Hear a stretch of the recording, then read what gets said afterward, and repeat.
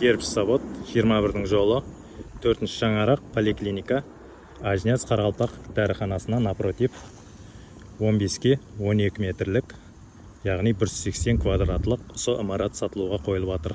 Қазір бір шеттен обзор істеп көрсетемін. Бұл имараттың тоғы және суы кеп тұр. Тоғы 380 болтлық. Имараттың осындай екі гаражы болады. Бокста ұзындығы 11 метр болады осындай.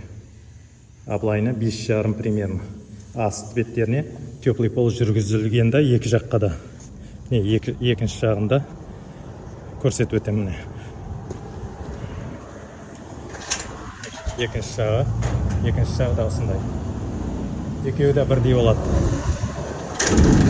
Тоқтары ар жағына шиттері бәрі бар 380-лік. Имараттың кіреберіс жері осындай болады.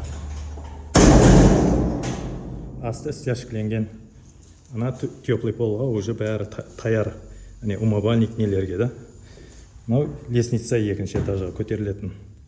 Бұл имаратты магазин ашсаңызда болады. Я компьютерный, игровой ашсаңызда болады. Басқа да учебный центр ашсаңызда болады. Енді алған адам өзі біледі.